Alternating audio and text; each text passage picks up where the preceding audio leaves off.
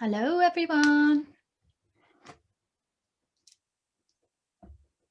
If you can hear me okay, please leave a message in the chat box. Let me know where you're coming from, where you're tuning in from, maybe what time of day it is where you are.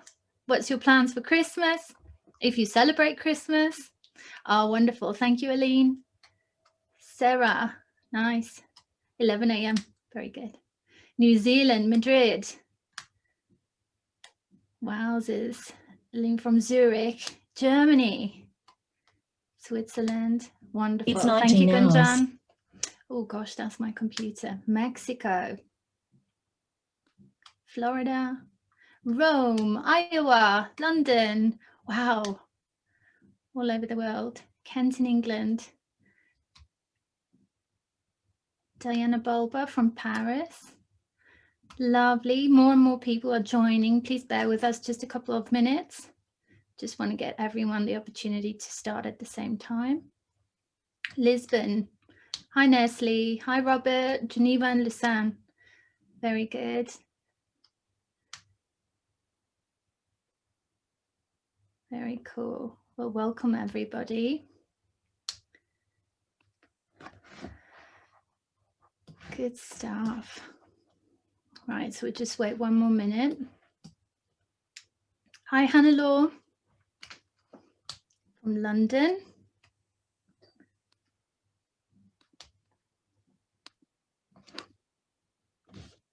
Very good.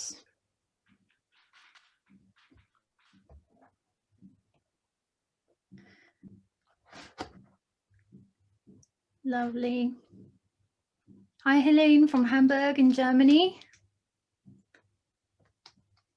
Very good to have you here.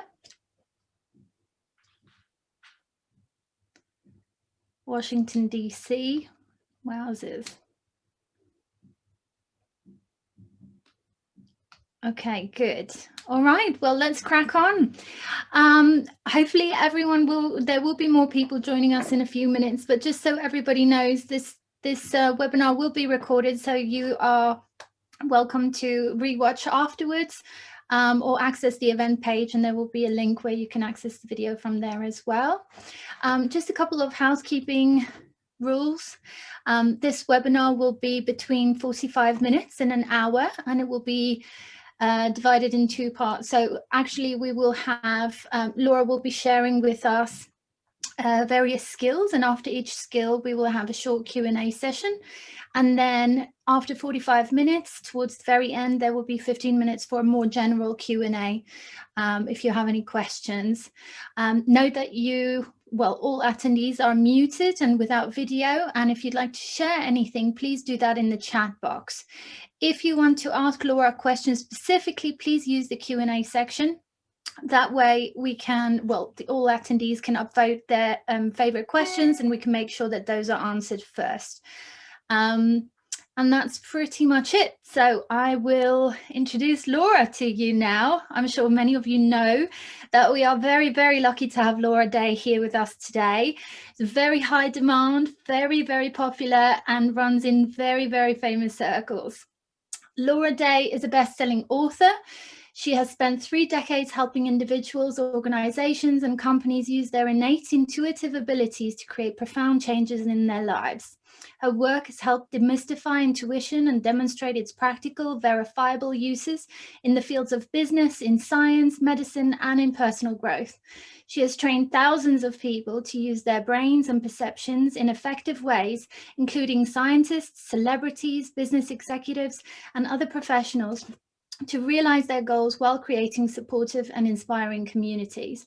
Laura has been featured in many publications, including Newsweek, New York Magazine, The Independent, Bottom Line, Cosmopolitan, Marie Claire, and People Magazine. And she speaks regularly both in the US, she's based in New York, and she speaks abroad as well. And she's appeared on numerous TV shows, including CNN, Fox News, Good Morning America, The View, and the all too famous Oprah Winfrey show. If you spend but 1 second on her website, you will see very quickly that she has got a ton of very, very famous followers, including Deepak Chopra, Jennifer Aniston, Brad Pitt, Chris Rock, Nicole Kidman, Sophia Bush. All of them rave about Laura's books. So do make sure that you get yourself a copy of one of Laura's books or give one as a gift this Christmas. I will now pass you on to Laura. Laura, hello. Thank you very much for joining us here today and sharing your wisdom. I look forward to learning more about how to rule the world from my sofa. Hello, welcome everybody.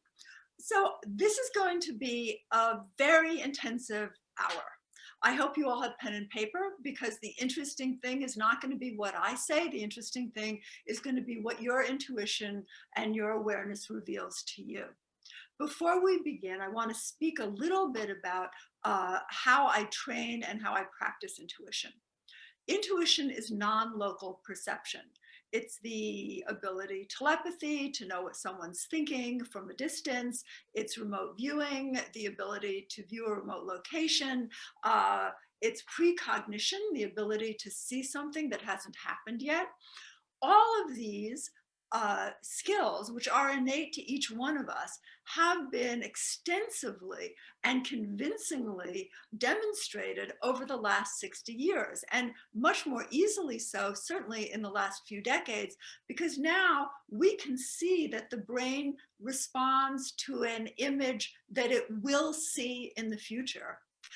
We can experience that when somebody sends a thought, a picture, or an impulse, someone remotely picks it up. We can see now what the brain is doing, and we can do things in real time. This research is widely available, and I'm going to read some names of some of the research, because you'll see why you don't, right away say, oh yeah. A meta-analysis of 90 experiments on the anomalous anticipation of random events. That's one, telling the future.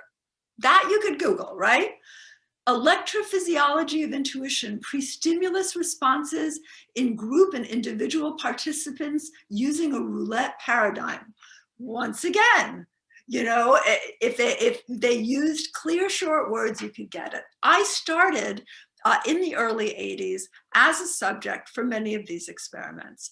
And before I was in my early 20s, and before I even knew really what intuition was, although I understood that I was aware of these occurrences, I had an instant following when one of the tests I participated in was televised. So that's kind of the synchronistic way I became a practicing intuitive. Because I really did not want to, I wanted to be able to differentiate, and this is something I always tell my students: how do you know you're psychic and not psychotic?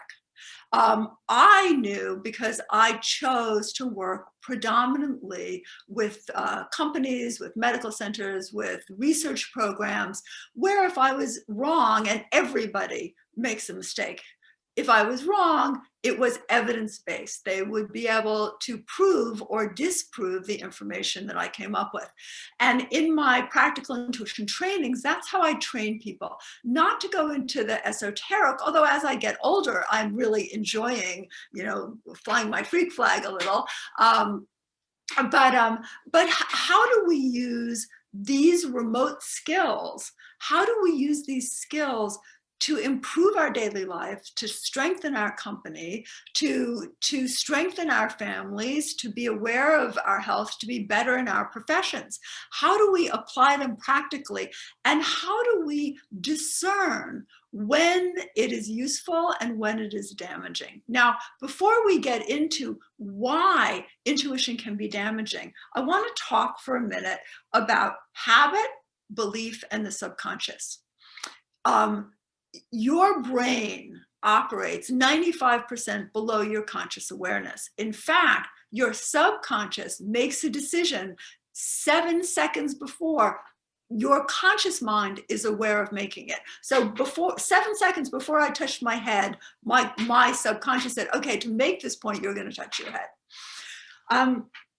That is why often our exoskeleton, of habits and beliefs, many of which are below our conscious awareness, filter out to a large degree what it is we perceive, where we look for information, the sorting of the information that we perceive. So those, and how we respond to the information. So those, we have to always take into consideration the subconscious and our patterns when we're looking at intuition, because you don't see what you don't see, and we all repress a certain amount. That said, intuition has an upside and a downside. Intuition can as easily find your next disastrous investment as it can find your next good one, or your next disastrous relationship as it can find your next good one. Intuition isn't good or bad. It is simply an information gathering mechanism that every human being has. How do we mitigate the difficulty in intuition and encourage intuition to help us? And that's what we're going to be talking about today. We're going to be both helping you target or direct your intuition and helping you sift through those subconscious ways or boundaryless ways that intuition influences you in a way that is not helping your life. So what I want to do today is just take you through some basic skills. All these skills are in How to Rule the World from Your Couch, which is my 6th book, and it's really a textbook on intuition. So the important part of what we're going to do today really isn't what I'm going to say, but what it elicits from you. All you have to do, and I'm going to go very quickly, is notice, be aware of what I ask you to be aware of without focusing. You know, I want to speak about the function of awareness and intuition. There's a lot of talk about mindfulness, and mindfulness just means being present in this moment. Mindfulness is also important for intuition, because what mindfulness allows you to do is use your same 5 senses and your 6th sense of intellect and memory to be aware when information comes in. In order to get information intuitively, you need a target. You need to, in a sense, know what it is you're searching out. Now, in our daily life, our subconscious provides a lot of targets for intuition, and a lot of them are archaic or not helpful. You know, they're seeking out something else to make us feel poorly, or seeking out how to help someone else in an argument because that was our childhood pattern, instead of advocating for self. And I speak especially to the women in the group. So it's really important to target intuition. So before we begin today, I want you all to think of one goal that you want to achieve in your life right now.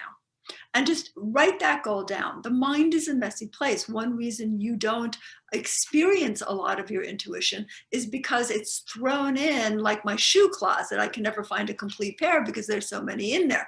It's thrown in with all of the other stuff you're feeling, you're thinking, you've experienced, the assumptions you're making, et cetera, et cetera, et cetera, et cetera. And on top of that, in a way that you are less aware of, the telepathy, the experience, the non-local perceptions that you have no place to file. So write down a goal, and we're going to go through some intuitive abilities that are functioning in your life right now. And after each ability, I'm going to open the floor up to questions.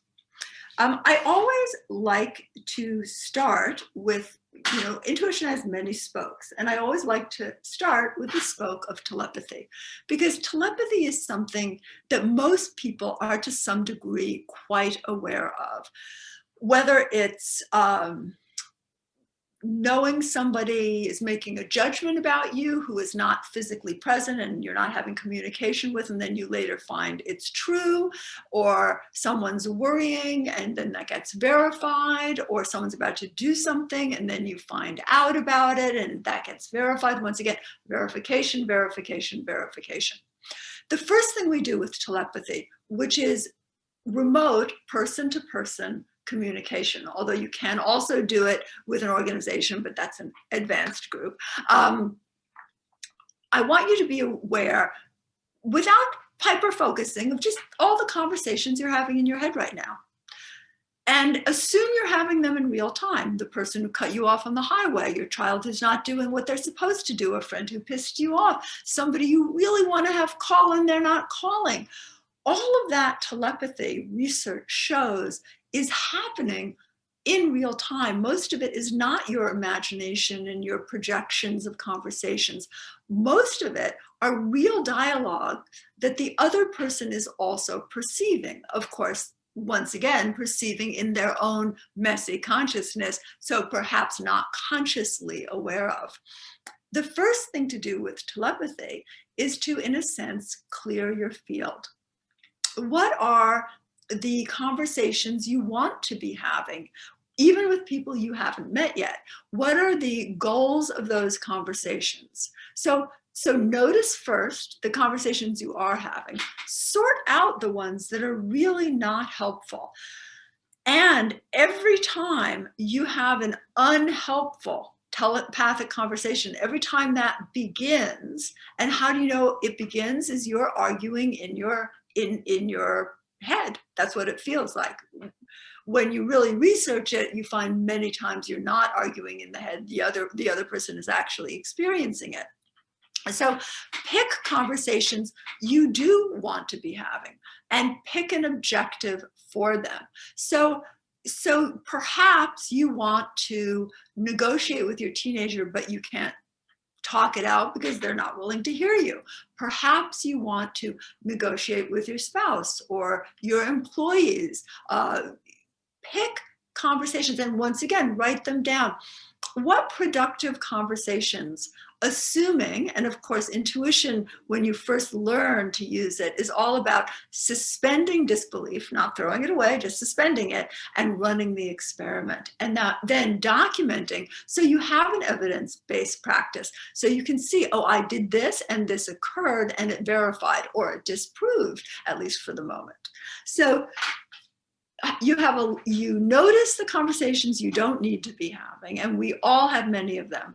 And then you notice the conversations that you want to be having that would be productive. Now, every telepathic conversation needs a goal. You can begin by listening. So let's say you're having difficulty negotiating something, you can begin by listening. And I often recommend you take something like a cup and you put it in front of you, and you get it out of, once again, you get it out of your messy head, and you allow that cup to be other, whatever it is you are dialoguing with, just so there is that sense of distance, even though one of the things you learn with intuition, there really is not much distance. And then notice, listen. And when I mean listen, I don't mean with your ears, with your senses.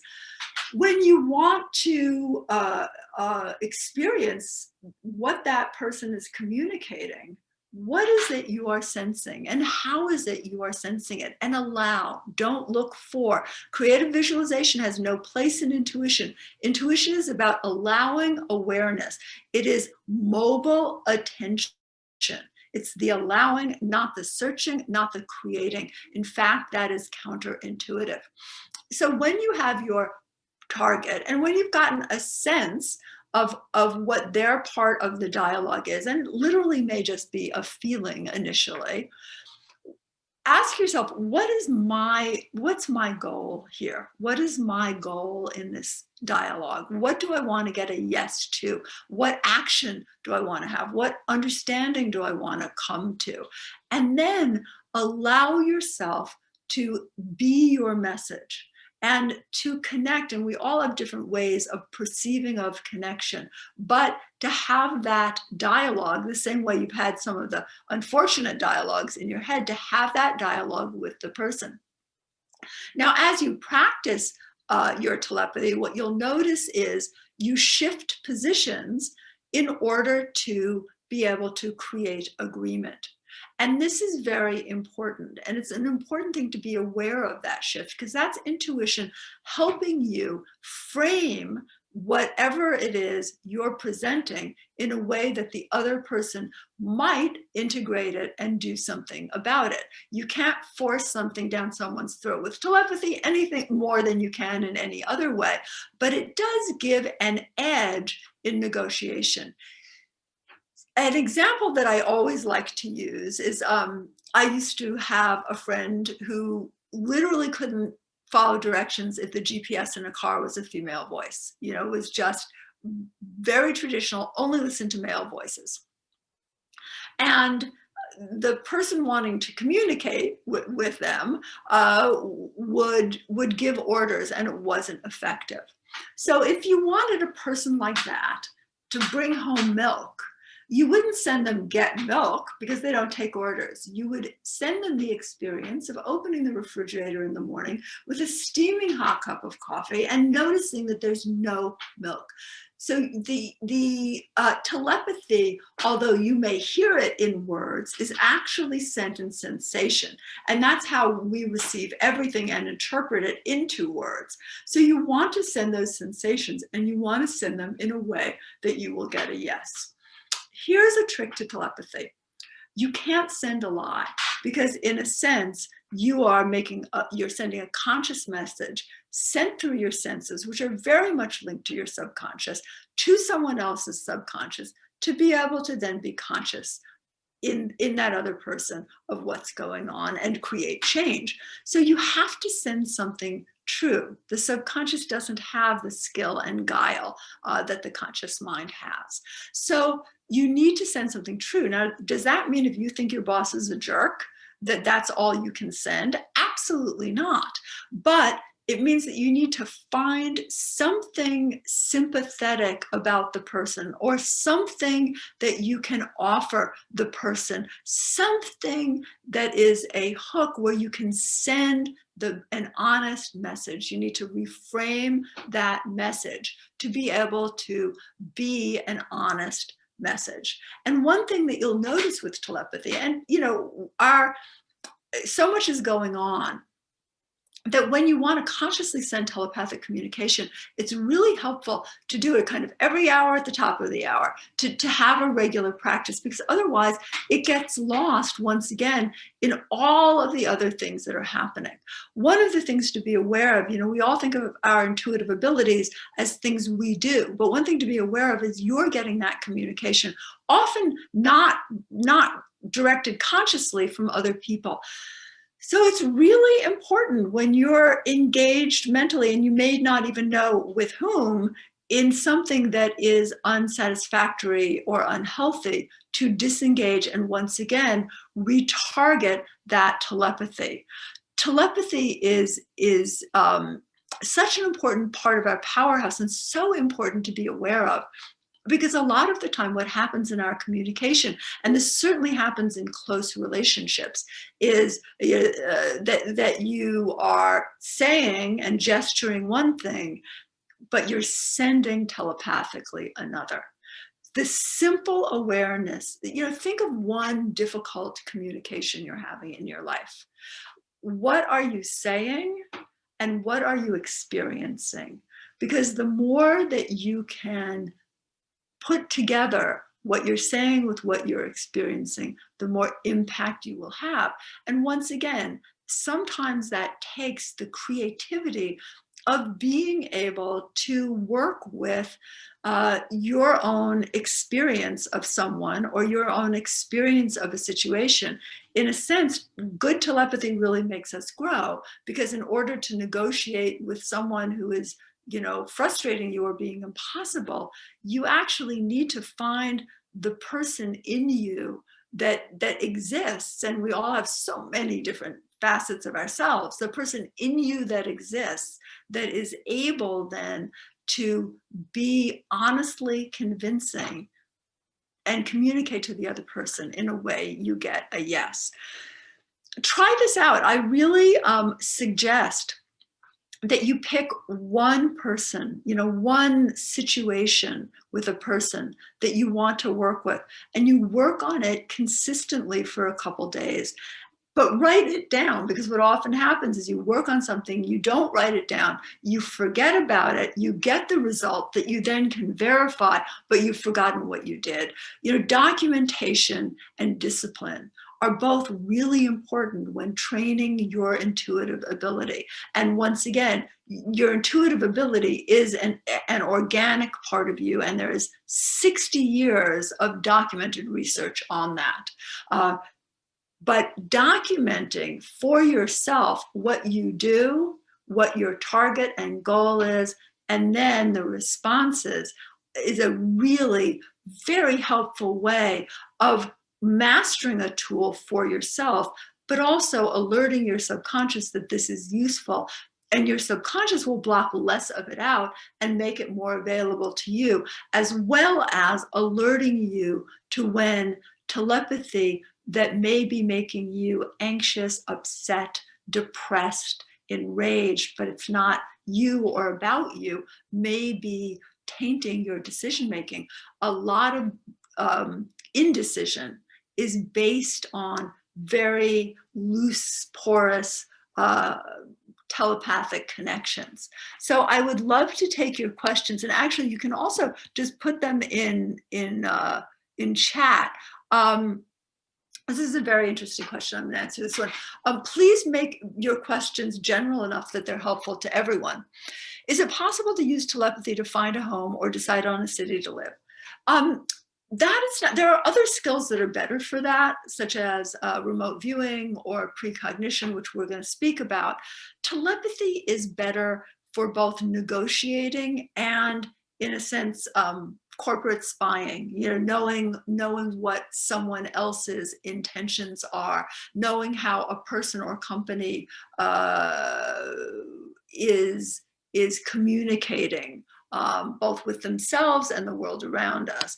You know, one of the interesting things that happens when you focus on telepathy is that you do a lot of psychiatric cleanup on yourself, because you realize, as you're noticing and becoming more aware of those conversations that you're having with others, with the external world, you become much more aware of the conversations you're having with yourself about yourself. And once you realize that you are transmitting those to the world around you, you begin to understand the reactions that you may be getting that you shouldn't be eliciting in your conscious behavior, but your subconscious self-talk is eliciting those reactions. So it's, you know, on one hand, all of the intuitive skills, because we've been using them our entire lives, are very simple. You know, they're very simple to ignite. It's one thing I love about teaching intuition is you just flip a switch and you direct people properly, and all of a sudden they have this incredible wealth of information available to them.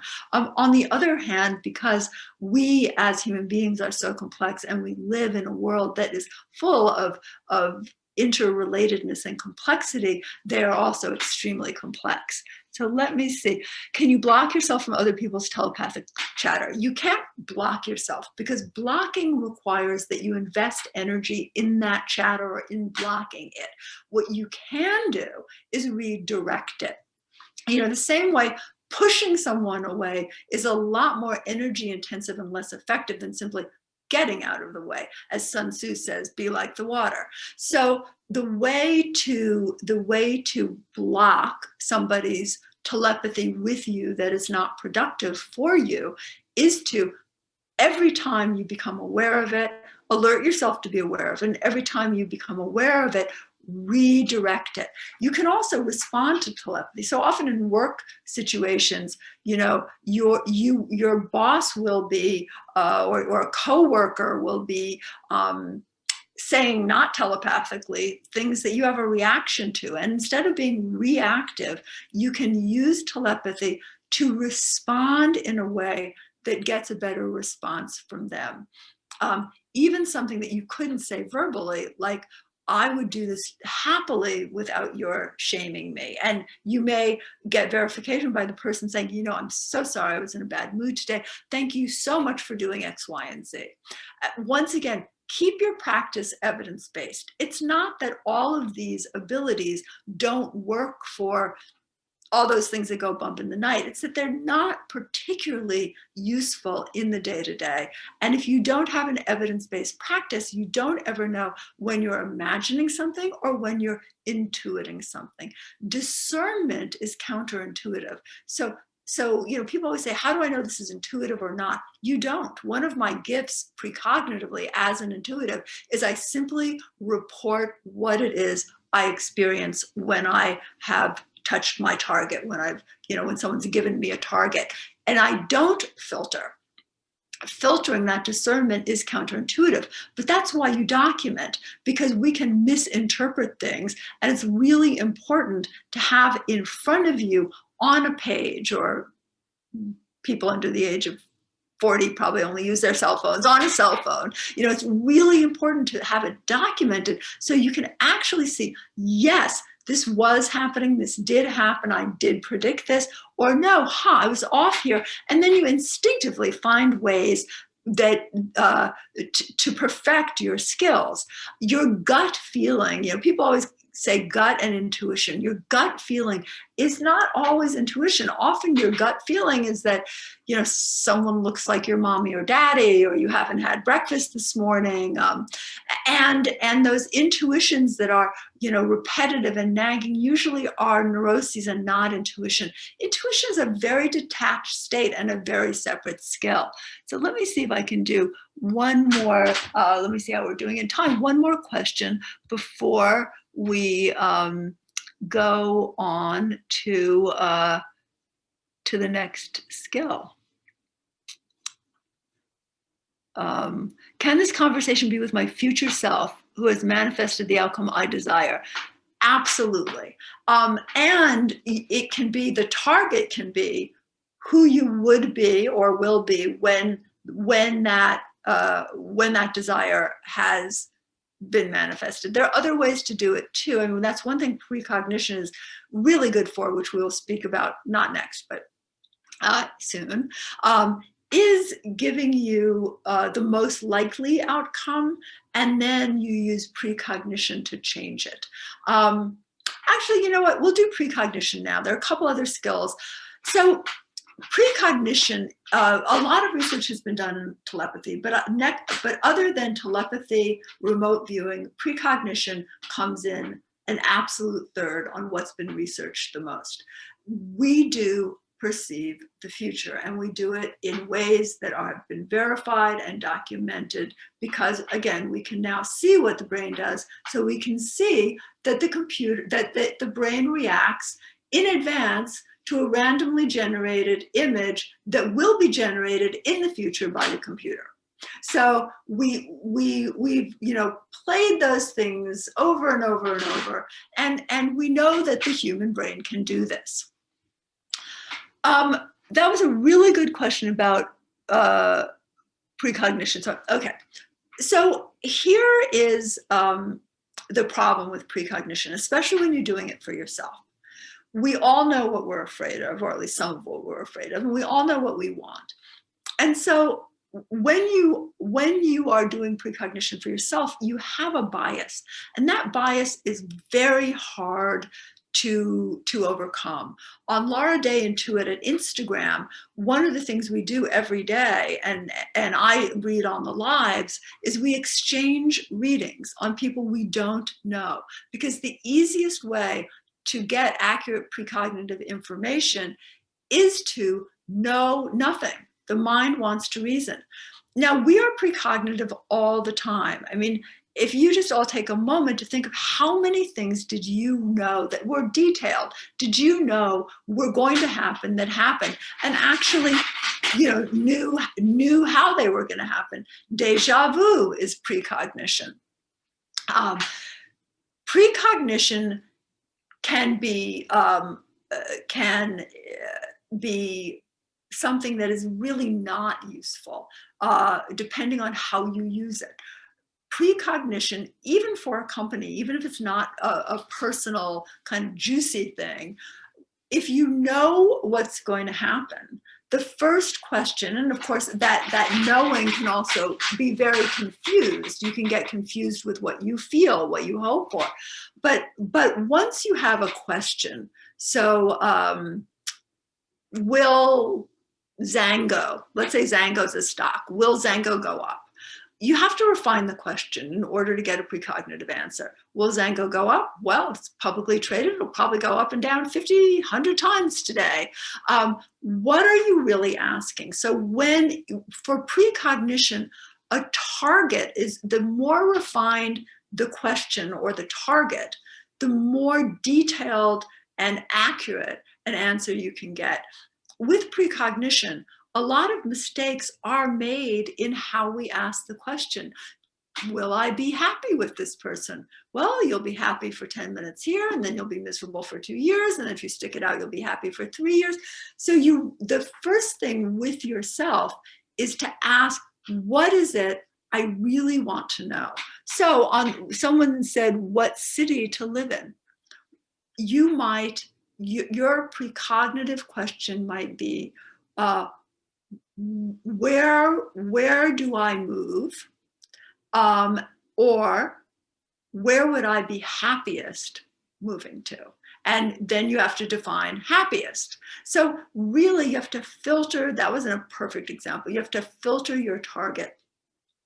I really suggest that beginners pick one goal and give themselves permission to keep track of out-of-the-box things without drawing conclusions that happen once they set that goal.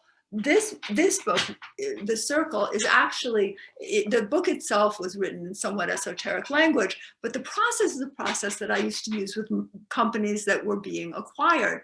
And it's, what's our goal and where do we need to target our intuition and our behavior to create that goal?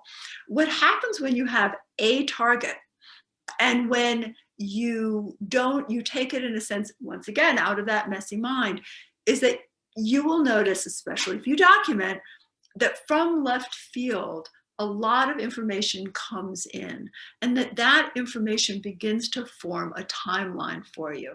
Now, one of the things people do with precognition that I think is very dangerous is if someone tells me I'm going to have a car accident, I'm like, well, what color car, who's driving, when is it? And I use the information to create change. In now over 40 years of being an evidence-based practicing intuitive, I have predicted the future, but also from that prediction, been able to forecast the forks in the road. The reason people can predict quite accurately is either they're trying to predict things that are outside of their field of influence. So for example, unless you're one of the hugest traders, the market is outside the field of influence. You can be on the right side of what will happen, but you can't really influence. Or they get a prediction and they get frozen and they don't take it the next logical step, which is, if this is not what I want, how do I change it?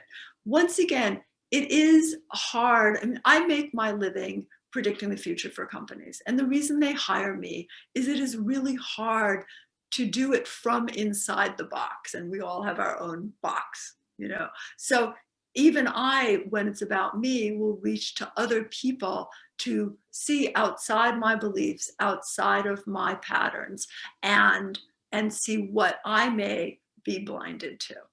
Let me see here. How would you ask your future self? You're talking about future selves.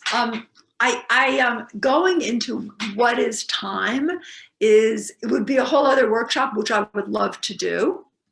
But instead of saying future self, how you ask a precognitive intuitive question about, for example, where could I make the best living using my talents joyfully and easily? And that's way too long. You'd have to shorten that so it's a punchy target. Then you notice where your attention goes. And once again, do one at a time, especially for beginners. Do one at a time. Notice what comes up, and not just your inner attention. Notice all of a sudden you'll be walking past a billboard you've walked past 100 times, and for the first time you noticed it. All of a sudden in your emails you noticed completely different things. A lot of things may may come up for you precognitively from within, in a sense. You know, you get it through your senses, and then your subconscious processes it. It's great to get to a point where you shorten that process so it doesn't go too deep, because then it gets a little murky. But the best thing to do isn't to communicate with your future self, because that's making it too esoteric. But to really ask a direct question. People say, how do you ask an intuitive question? Well, if you were asking directions, you wouldn't say, how do I get somewhere? I'll be happy. 200 people will give you 200 different answers, and probably 200 of them will all be wrong, or maybe all be right. You know, you ask for a very specific destination, and then intuition can give you the direction. And sometimes the direction will make you revise the target itself. So I just want to see how we're doing on time, because there's so much I want. How do you find someone else to ask for us? Many people go to intuitives. But once again, do it by referral, do evidence-based, non-esoteric. You know, you really want someone who gives you information that you can prove or disprove, because swallowing that stuff whole can just create a whole lot of anxiety and misdirection. We have a community, Laura Day Intuit on Instagram, Laura Day Circle on Facebook. We have a community where we exchange readings. And often what I'll say is, I'll say to people, write down 3 questions, and now pick somebody's question, someone you don't know, pick one of their questions without knowing what the question is, and then observe, experience, be mindful once you make the question your target of what it is all of these experiences reveal to you, and put it in comments. And really, I get my best readings from my students. We also do lives where I read and other people read for one another. You know, one of the problems with reading is if I ask you a question verbally, especially if you're a beginner, it's hard to have the dissociative state, because it's something that we don't hopefully have all the time in daily life, to be able to step back, not care what you think, not care how you react, not be telepathic and care what you want, and simply give you the data I pick up. And that is really helped by not knowing what the question is. So I post targets in different people's lives, and people respond to them. So that's a little bit about precognition. And like anything else, it takes practice and it takes documentation. I do actually, you know, there's so many. I'd love to be able to go over all the skills with you, but I'm as usual, I don't have quite all the time I want. So let's do remote viewing. Remote viewing is being able to perceive a remote location, and it is probably was in my day the most useful intuitive skill for the military before we had such wonderful devices to be able to spy. We are all remote viewing all the time. In the time we have been sharing together, you have, with your senses, viewed a lot of different places. Think, you may have viewed a story, you may have viewed the future, you may have jumped into a room in your past. So you are out of your immediate environment all of the time. There's a really fun remote viewing exercise that you can do, which is when you're going someplace you haven't gone before, give yourself the instruction. And we are, terrifyingly enough, creatures that follow instructions, no matter how oppositional we think we are. Give yourself the instruction that you are going to, before you get there, describe and document. So you can't, 20/20 hindsight, very confusing. Describe and document the location. And you do it with the same lack of focus and direction that you do all other intuitive work. So some people bring the environment to them, they notice what's in it, and they document, little pieces. Rarely do you get a complete 360 solid perception. And some people see by tasting. Kinesthesia is very normal in intuitive work. And some people may have the sense of going to the place and describing it. which is another skill where you actually can be more energetically and physically present. This is useful in so many ways. People who sell real estate or buy real estate use it a lot to evaluate a house. They go to the house before they see it. They walk around, and because you can walk under the foundation, you can walk through the roof, you are able to perceive things that would be hidden to the eye. So many different ways of doing it. And sometimes it's a very in personal relationships, often remote viewing can get overused. I really cannot encourage you all enough to use these skills in healing and productive ways and not in pathological ways. One of the things though remote viewing teaches us is that our power is in the present. So if you are using your senses to view somewhere else, which we all do almost all the time, be aware of it later. You'll see how often you have no sense of being in the actual physical place you are. When you do the reverse and you really, once again, engage your mindfulness, which is just being in you in this moment on time in the grid, you're really so much more powerful. So play with that remote view in both ways, verifying that you can actually view a remote target. And of course, you can mix remote viewing with precognition and view, for example, a neighborhood that a property you're going to buy is in 3 years from now, or when it becomes successful and you can't find it, it may mean that the neighborhood doesn't improve. So you can play with all of these skills and intermix them. But like all of the other skills, like with precognition, where you don't want to miss your present because you're in the future, you want to be here now where your power is. The same thing with remote viewing. You don't want to be a lot of different places. You want to be in this place. And what you want to do is train your intuitive sensors to your questions. So when I need to observe another location, let me do that. But for the most part, let me have my attention and my power in this moment. So I'm going to look at the chat and I'm going to see if anyone has any questions before we go on to one of the next skills and one of my very favorites. Any questions? Part of the gift of intuition is seeing the possibilities for others they can't see for themselves and supporting them, motivating. It is experiencing the possibilities, yes. Giving the person the tools they have to be able to actualize them or actualize them more quickly, yes.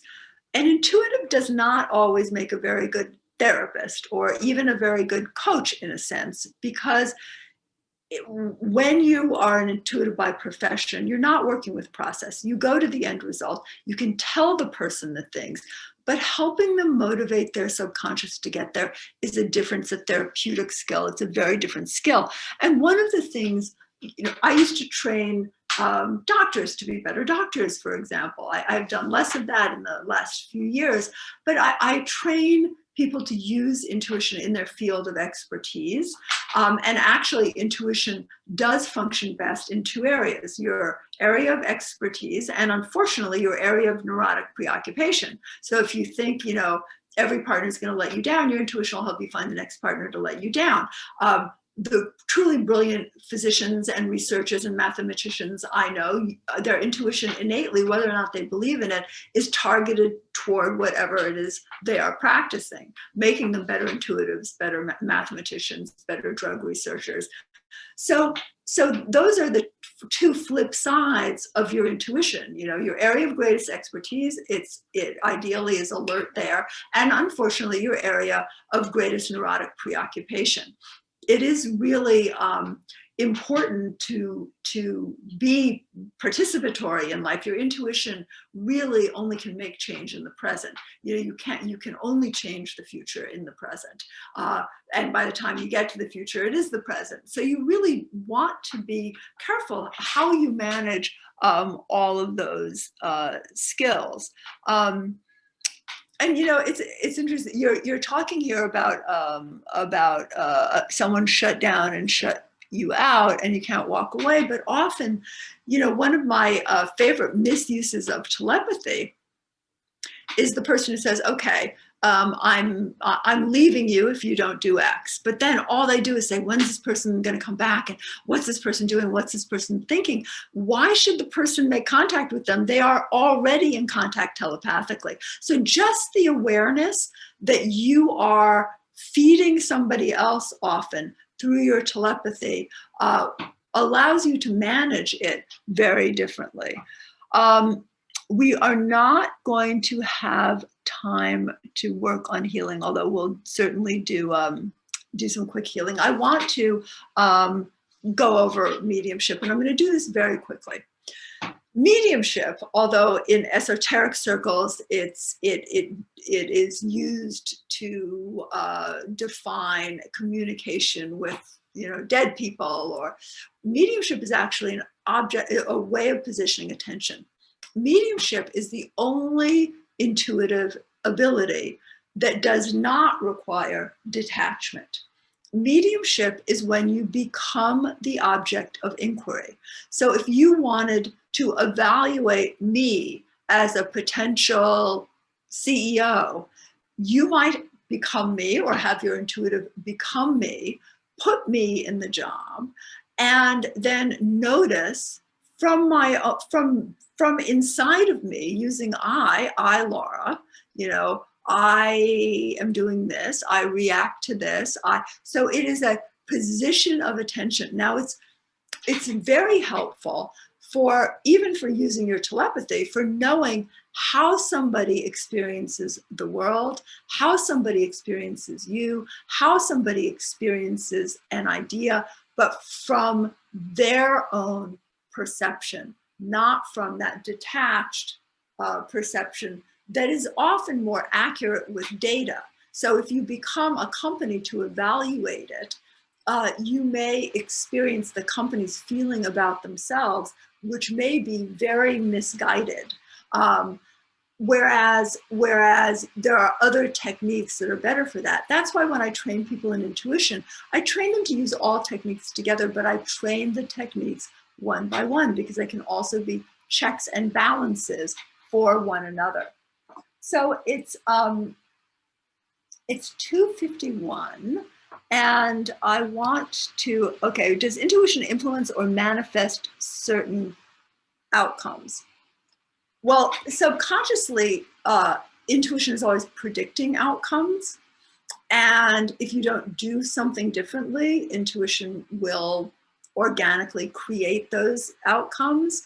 But you can use intuition to create or manifest an outcome by making that outcome the goal. So what we do in this process is we create a goal, and then intuition is engaged without your having to always pinpoint it in anything that affects that goal.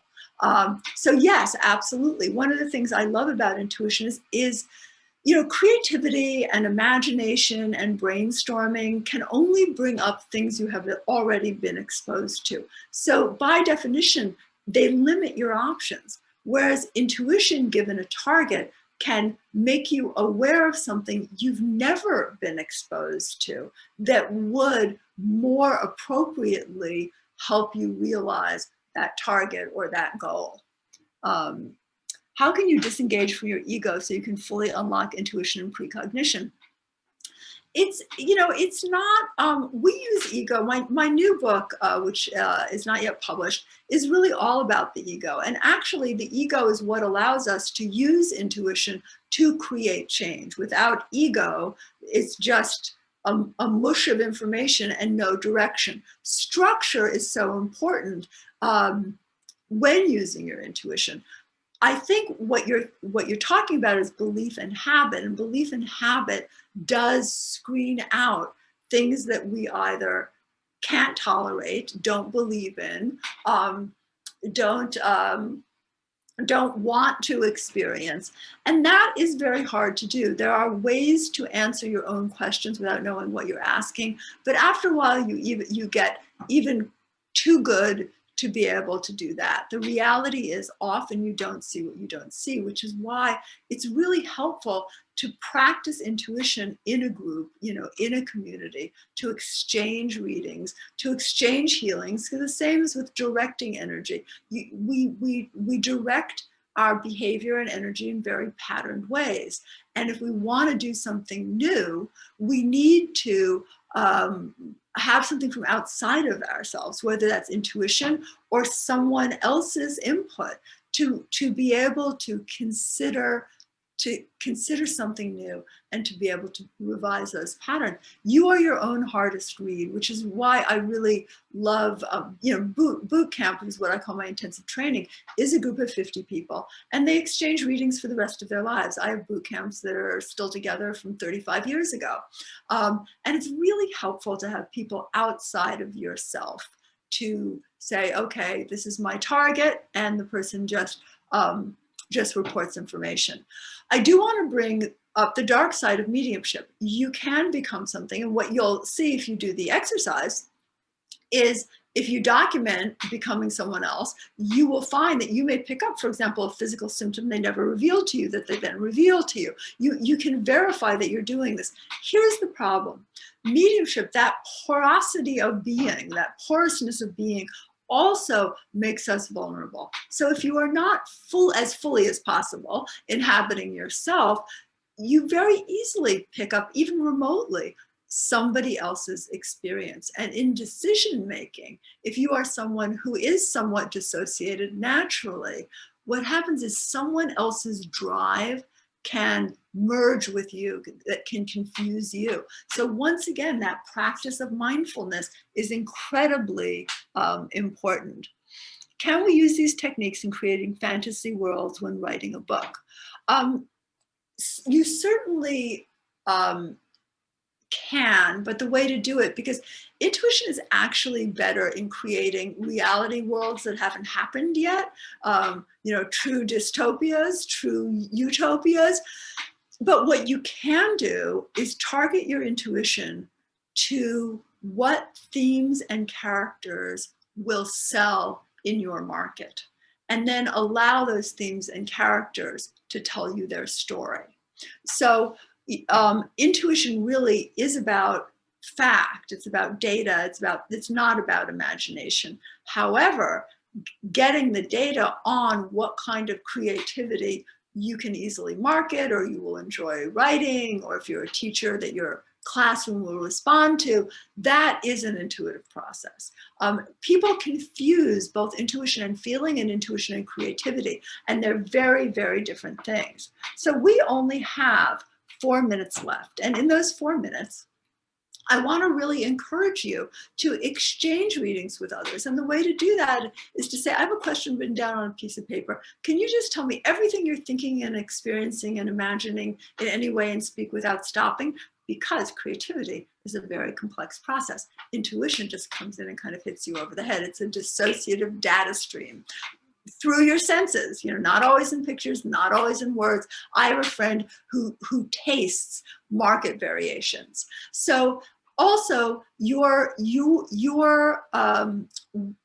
weakest physical ability is often your strongest intuitive one. If you can't smell, you tend to smell intuitively acutely. I'm very nearsighted, and I see films of what's going to happen, but we all use all of those senses all the time. You can find a lot of free information on YouTube at Laura Day Circle, at Laura Day Intuit, on Instagram. LauraDay.com has all these things, but we exchange readings, we create intentional, intuitive, and healing communities. I live between Rome, London, LA, and New York. So I hope when we're all out of our masks and back together, you will join me. I do many, many free workshops on IG Live, on Facebook at Laura Day Circle, and on Zoom. So just, look at my site, and they are always posted, and there's some really amazing readers there, and you can become one of them very easily, because once again, this is an innate skill. Don't give your power away. So thank you so much for listening, for joining me. All the skills are in this book, How to Rule the World from Your Couch. And they're also on the free YouTubes, which have little excerpts of exercises because the best way to understand intuition is actually to do it yourself. Belief has nothing to do with intuition. Intuition is a skill, but you cannot believe in intuition. And in fact, I'm going to end with this. My favorite exercise is when I go into a company and the company is very, rejects any belief in intuition, is to put a question in an envelope and make everybody write anything they perceive for 10 minutes or 2 minutes, and then reveal the question after I've collected the pages and show them how much specific, accurate data they got when I just targeted them and made them follow their awareness. So we are all doing it all the time. And I really I read all my own emails, make them short, but I look forward to hearing what your experience is as you become more conscious of applying your intuitive skills. So thank you very much. And I don't know if someone's supposed to come back on to say goodbye or how this works. Nadine? Yes, I'm here. Yes, thank you very much for your time today, Laura. It's been very interesting, very helpful, very insightful, and I'm sure a lot of people on this webinar have gained a lot of value from listening to you. And